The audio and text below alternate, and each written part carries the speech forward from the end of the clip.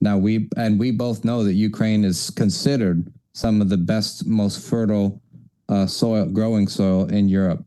So whoever controls that controls a lot of potential food. And Kazakhstan and Myanmar. Those are the three areas on the planet from my previous research where they could increase their food production 50%. Almost everywhere else is maxed out due to the Green Revolution, dead and depleting soils because of too much over farming on it. So Myanmar is already at war. So the next country to get invaded by Russia is Kazakhstan. I'm making that prediction. A nation's going to control that food distribution. Are they going to give it or are they not going to give it? That's what's so scary about this. Who controls the food growing regions from now? Controls the planet from now.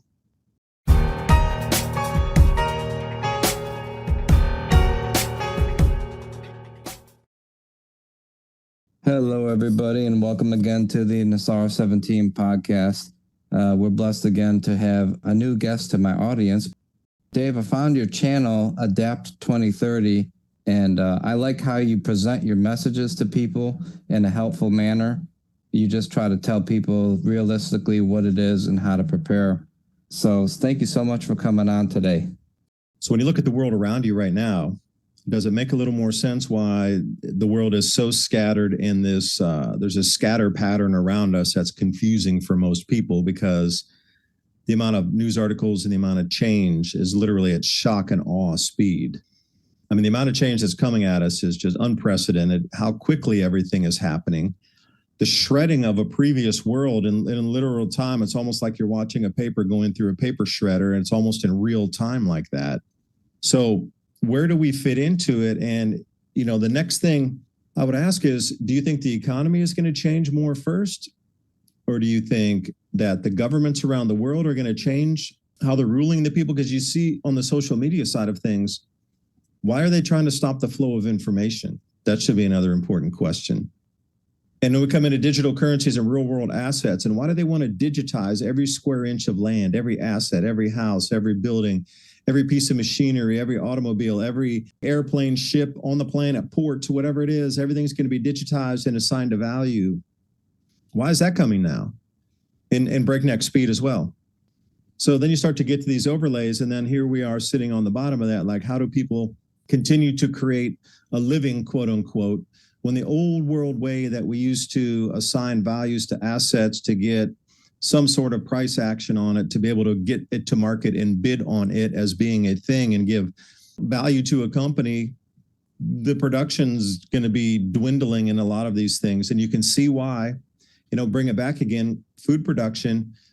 Why are we going back to sort of a continental mind frame again, moving away from globalization? This is a decoupling from globalization we're in the middle of right now. Why is it so important to focus resources back in individual nations or individual continents again? Is that going to give us a leading edge on food production? So continental, why? There's more possibility of keeping vast amounts of food in a continent to keep people fed versus shipping it overseas. Every continent's kind of on their own. You know, these are some of the questions I have as well moving through this. So I would leave that out there, you know. Food's the most important thing. If you don't have food, you don't have a civilization. You don't have a society. Even if you have half the amount of food, the carrying capacity is going to be cut in half. Means half your population needs to disappear. A lot of these things aren't going to mix. It's oil and water for our, like most of the people that are alive on this planet right now. That is an oil and water scenario. That's not going to mix. Here we are. We sit in this juncture of great change. All at the same time, we're in a juncture of great change of magnetic field on the sun affecting our planet. Now, you can't tell me these two are not connected directly. So what comes first, the chicken or the egg on the next set of variables then? I say they start a major war. That's what I see. Yeah. If you're asking my opinion, I say that they I have information behind the scenes to believe this, but they're going to try and ramp up the Ukraine war and keep it going. Now, we both know that Ukraine is considered some of the best, most fertile growing soil in Europe. So whoever controls that controls a lot of potential food. Marjorie has taught millions of people how to grow an abundance of food in a grid-down situation, even if you have no experience, are older, or out of shape. I've spent decades finding the fastest, easiest, and funnest ways for the average person to be able to grow a lot of food. I've created a step-by-step process that's so simple that even kids to elders have been using it in order to grow a lot of their own food. And you can too, even if you have no experience, you're older, or you're out of shape. Marjorie's free webinar provides you with the tools and knowledge that you need to thrive during these difficult times. You'll learn Marjorie's 3-part system for quickly producing vegetables, eggs, meat, and much more. Go to homegrown2030.com. That's homegrown2030.com, or click on that link in the description box below. And Kazakhstan and Myanmar. Those are the 3 areas on the planet from my previous research where they could increase their food production 50%. Almost everywhere else is maxed out due to the Green Revolution, dead and depleting soils because of too much over farming on it. Mm-hmm. Those 3 areas on the planet, specifically Myanmar, Kazakhstan, and Ukraine, could have continued to increase food production. So Myanmar is already at war. So the next country to get invaded by Russia is Kazakhstan. I'm making that prediction. Oh, that's a great prediction, because whoever controls those bread baskets is absolutely going to control the world. Kazakhstan's a big country. Yeah, isn't it's it? massive, massive, massive. I've always wanted to go there. Anybody out there? Hey, give me an invite. I want to go and check it out. I've always wanted to go to Kazakhstan. Talk to me offline. I have a connection there. Some of the old world, there's a lot of history that gives clues to what we're about to go through in some of these Silk Road nations from prior. You got to think about China with the Silk Road. They had the Northern Silk Road that passed through there. Yep. You know, it comes through Kashgar, and then you start taking that northern route that comes through Uzbekistan and goes through Kyrgyzstan right over into those areas, and then ends up in Istanbul. But the Southern Silk Road also was a big one that went down south of Kunming, and then they popped out over Myanmar, and that was the Southern Silk Road. So you got to think about the Chinese have 4,000 years of 2 different trade routes, and they would know when the different cycles were changing. And after 4,000 years, they would get some clues about when this starts to change and this is off and this pattern and that. They definitely know the cycle probably better than anybody on the planet, the Chinese. And you ask why are they all out all over the world right now trying to build everything? They know that in China, in the north part, it's not going to be viable to grow food there anymore. So they're looking for other destinations, other locations to provide food. Africa. Yep. Africa, North Africa. You got it. North Africa and the Sahel. That's the ultimate food growing area that hasn't been tapped on our planet yet. And could restart a global economy through debt issuance if we went there to go and start a new grain growing belt in that area. No, you're reading my mind. I was just going to ask you about the Sahel and the initiatives that I'm sure you've seen these videos on there where they have that special growing pattern that they do, like 2 acres to retain the water. They dig like a ditch in there, plant a certain type of tree, and they're able to do like micro farms with everybody gets a little plot. Have you seen those videos on there in the Sahel? I have. And I've seen some massive 100 square mile plots that the Chinese have already done up there. Wow. Anybody can take a look at this information. So easy to find it. You need to go to NASA Earth Observer, and then you just go on the vegetative index, and you can go by year and just go right where that zone is that turns from sort of grasslands into desert. And you can watch that expand. But when you see these big ass squares just pop out of nowhere, and they're like 100 mile by 100 mile squares, that is Chinese funded agricultural research right out there. And places like Chad, they're a good one. If you're going to look up in the Sahel, look for those squares and just use the Earth Viewer and pop in the vegetative index. Now there's a few other, different types of Earth viewers as well, and different types of planetary viewing software that you can use. But the big thing is the vegetative index, so you can see how the greens change through the season. And then if you go over a multi-year or a multi-decade, you can really see how it changes incredibly. Because you got to realize that area 6,000 years ago, those were megalakes, African megalakes. Villages keep getting flooded. Like every time you read in Africa now, there's massive floods coming in. Mm-hmm. They're just burying cities and towns and villages. And you got to ask yourself why. Well, they kept following the water as the water is evaporating down into the base of these megalakes, because that's where the last water was draining to. The last 40, 50 years, they were following the water down into these low pools in the previous African mega lakes. So I was doing a little study. I was like, well, how big were these things anyway in comparison? So just one mega lake actually had more water than all of the American Great Lakes combined. Wow. Yeah, and then you start to look at you can use Grok, or you can use if you want to go old school, go to a search engine and just look at the size of the African mega lakes and then compare it with the size in square miles of our own, freshwater Great Lakes. If at the height of the fill of the African mega lakes, say mid-Holocene, this is 6,000 years prior, because we're in the Holocene era right now.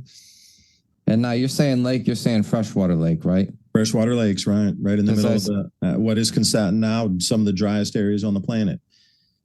Now, I know that you're probably aware of this, there's fighting in Sudan, but Sudan's more of a drier climate. And then they're also having fighting where Rwanda's trying to take over part of Congo. And we're told that's due to minerals because of the cobalt and the rare earth minerals that they have there.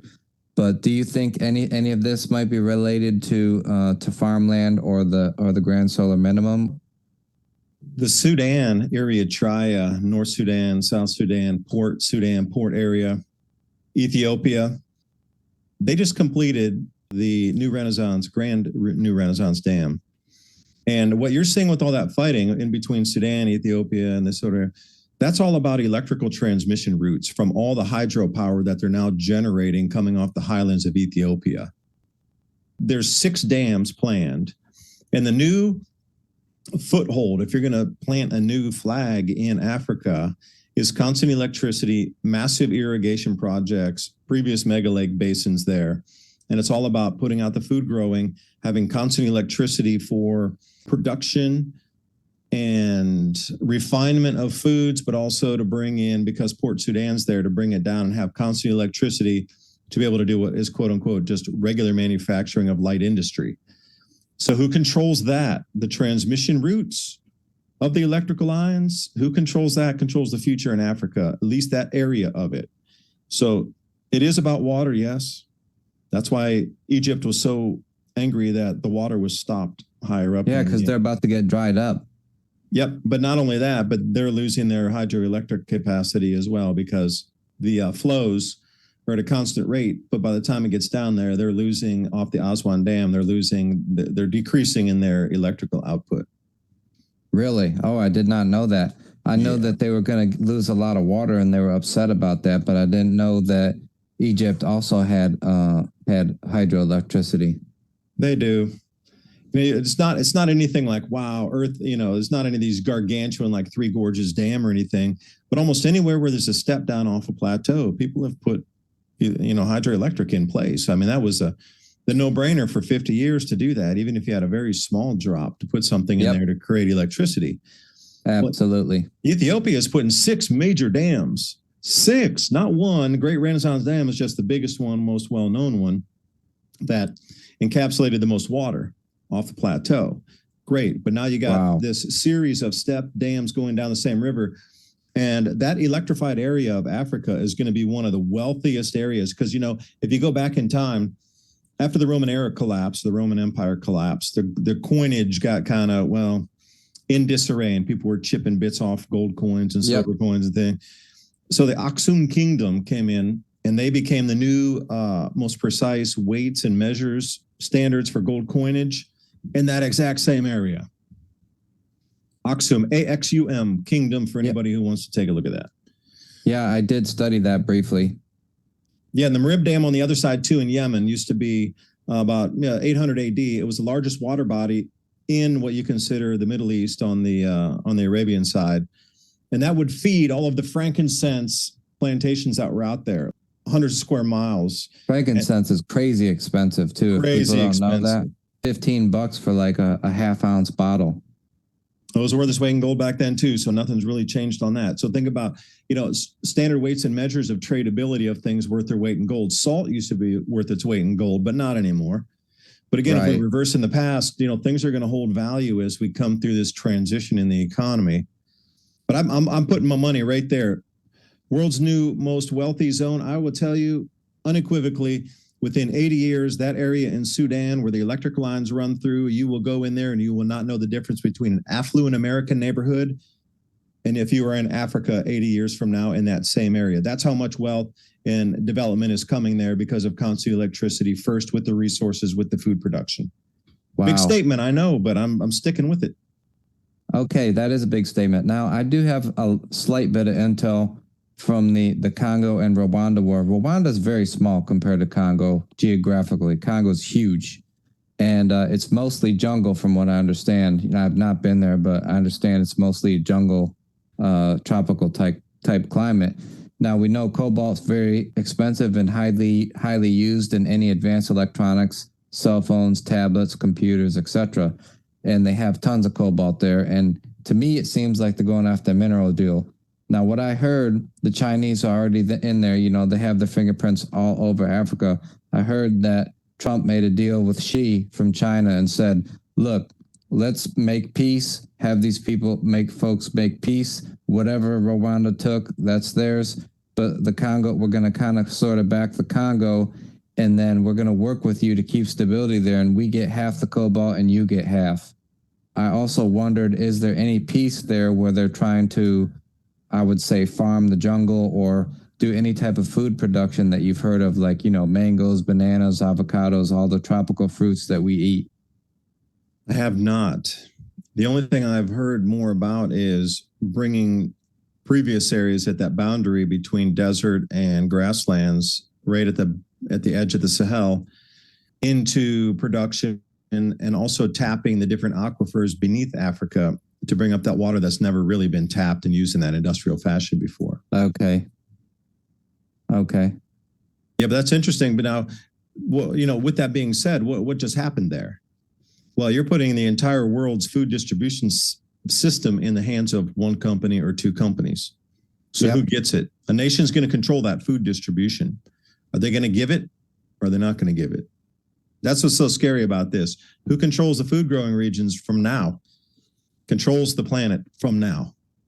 You can dictate who gets the food. You can starve a nation out within seconds. If it is a centralized food growing area, like some of the things that I had read over the years, a little bit bizarre, but I'll throw it out there since you brought it up. Some of these plans were to take all food production offline except for very local stuff like, you know, gardens and, you know, community gardens, but to go away from the very massive, what we consider agribusiness farming, you know, 10,000 acres at a time on one farm, to go away, to move all that away, to let the land rest, and then move all food production over into Africa and the Sahel and maybe even parts of what you're talking with the tropical fruits here, and have one grow area on the planet, and that would be distributed to the rest of the planet. But then again, my whole first question was, who controls that? If you don't agree with that narrative at the time, then will they cut off the food production for all of North America? You know, it gets a little crazy thinking about some of these things, but they have been spoken of before. They have been spoken of. I also heard that some of the negotiations behind the scenes, you know, there was tariffs and then retaliatory tariffs with Canada and Mexico. Now, we know this. A lot of the corn, a main export of this country as far as agriculture is corn. Unfortunately, a lot of that's genetically modified, and other countries don't particularly care for that. And the reason why Mexico was mad, and they didn't want our GMO corn. And so that's what a lot of the back and forth was behind the scenes, because, you know, Donnie T said, you're going to take our corn. And Central and South America, corn, I've been down there many times, been to Mexico, Colombia, other places. Corn is a staple. They absolutely love corn. They eat it all the time. But their native corn, you know, a lot of those areas can't grow corn except for up high in the mountains. And because they're too hot, basically, to grow corn in the lowlands. So they don't want GMO corn. So that's what a lot of the fighting was behind the scenes. However, it makes me nervous that we could get into another trade war and make already bad food inflation turn into even worse inflation.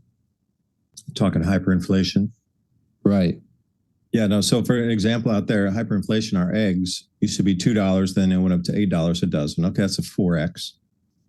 Other chapters in history is going far higher than 4X. Why is everybody talking about restructuring the economy and writing off all these trillions in debt and moving to stablecoin issuance? And Jim Willie had talked about using corporations to issue stable coins as the new U.S. Treasury Reserve and switching that whole system. What is going on here? With all the money needs to be changed instantly to have a new valuation for the entire planet's like just ecosystem of trade and value. You telling me you woke up on a Thursday and we're going to do that now? Why now? Something's terribly wrong that they're not telling us out here, that we need to restructure everything is going to be restructured in the next 5 years or under.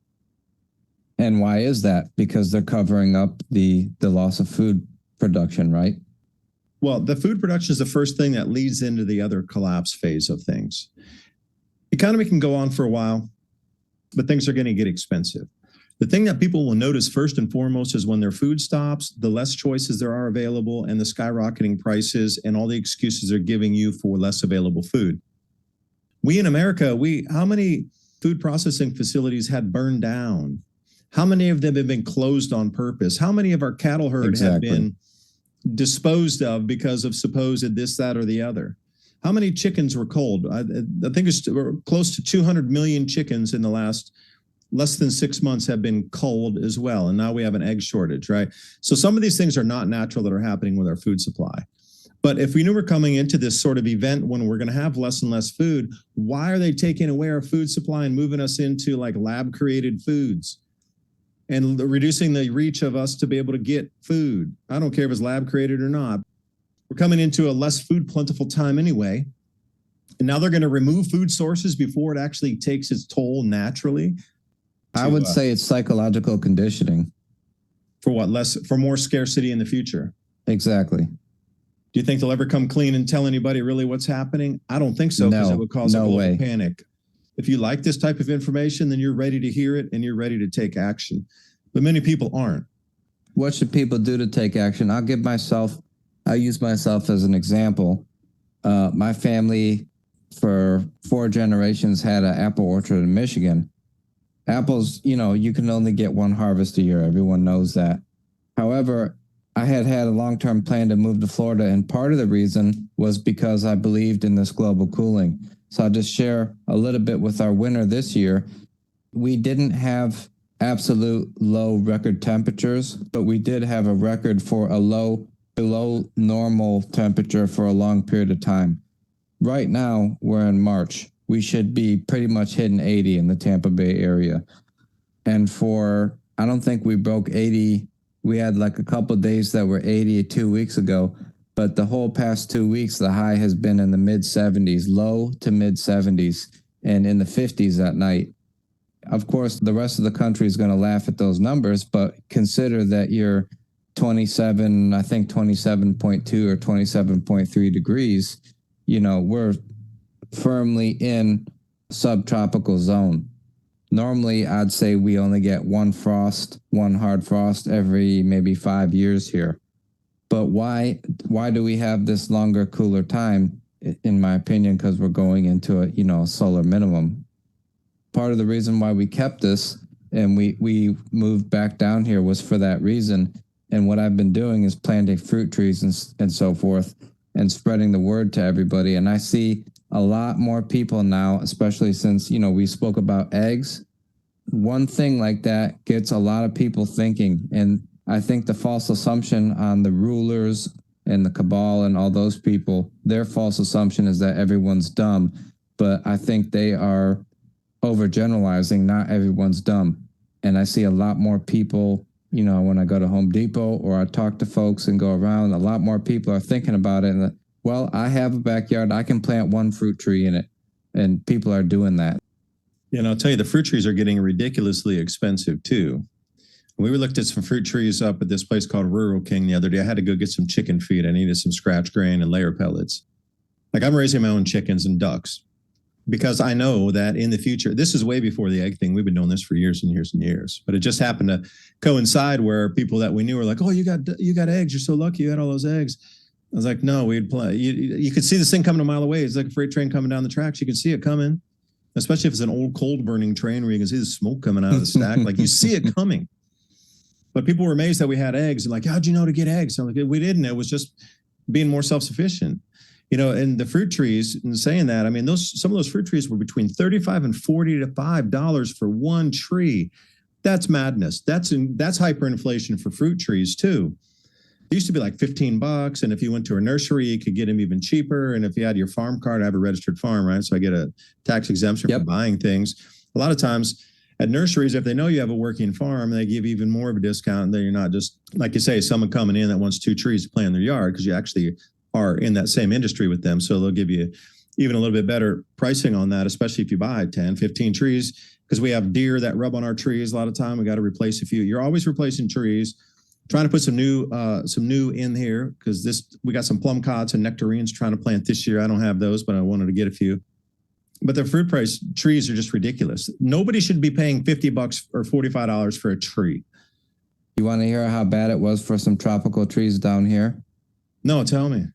All right. So no, Home Depot is going to give you a good price because they buy on large scale.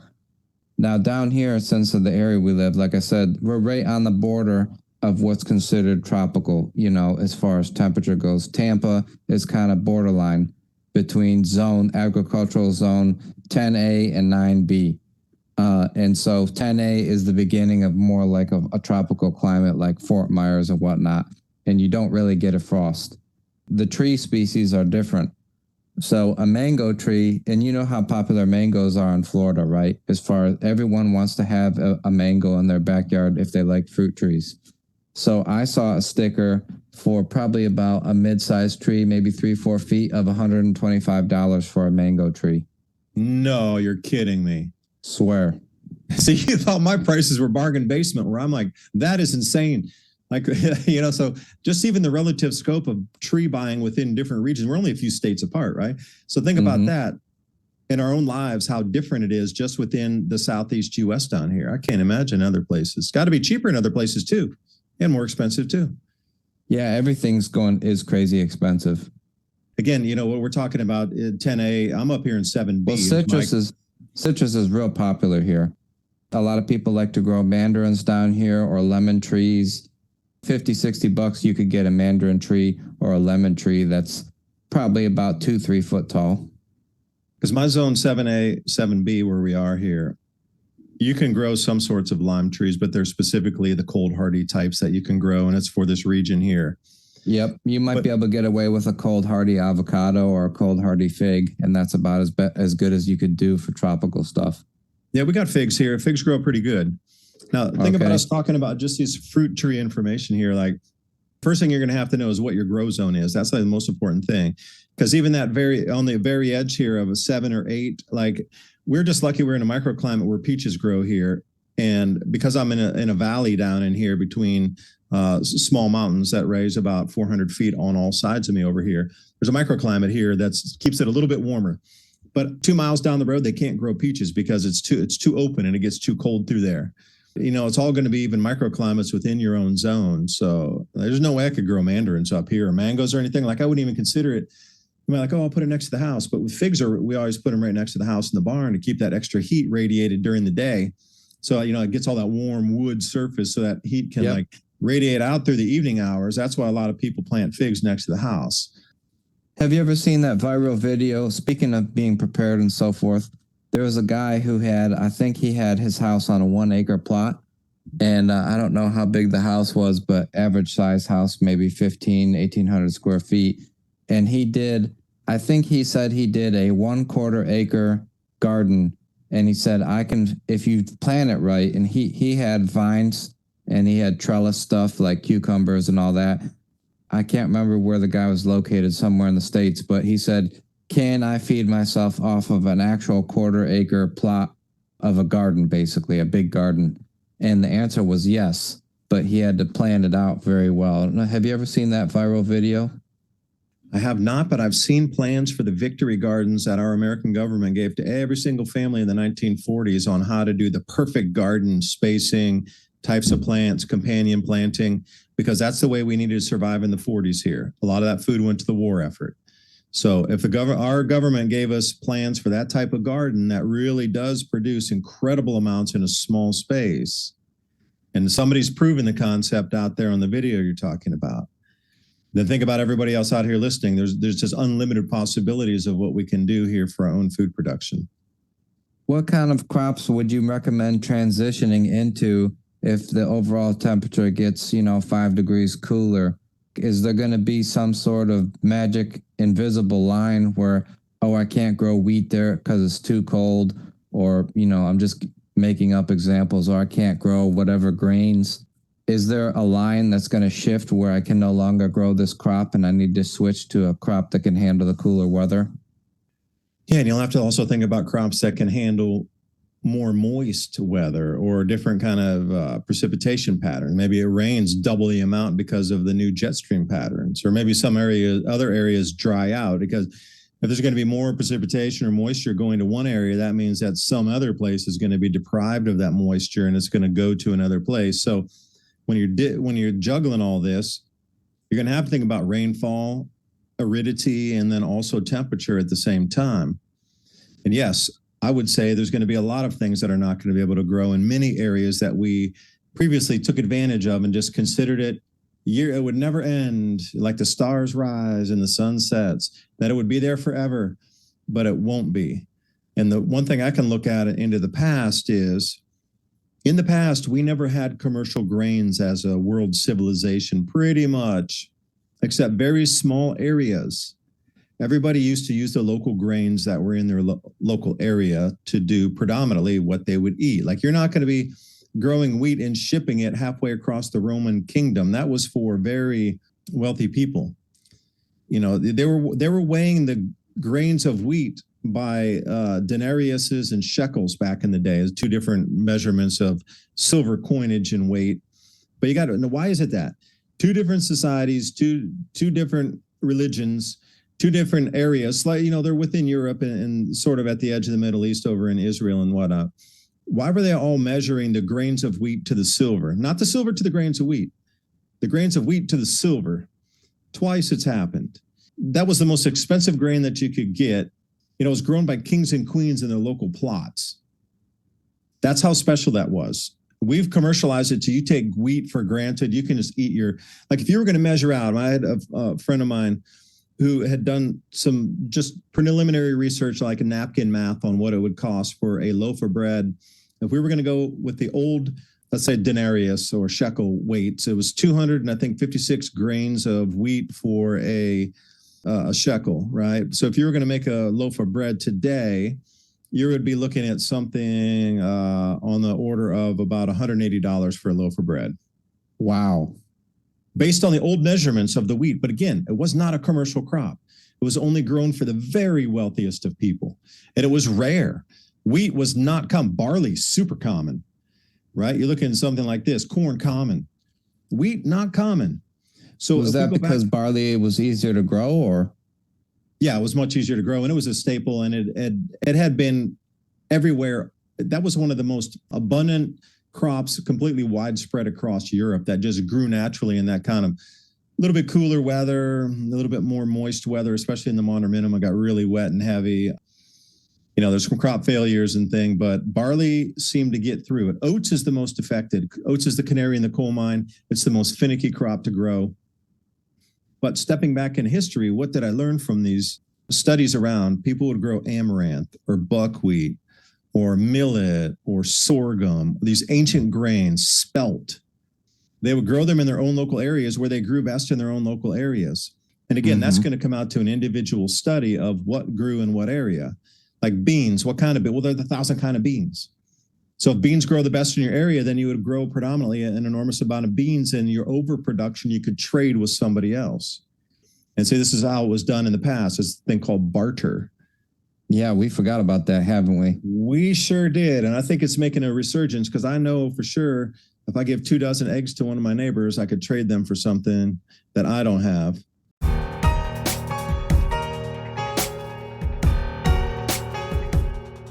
And this podcast has been brought to you by TrueLeafMarket.com. Heirloom and organic seeds for any grow zone on our planet. If you support this kind of content, please visit My Patriot Supply and TrueLeafMarket.com. I appreciate you spending your time with us, and I'll see you next interview.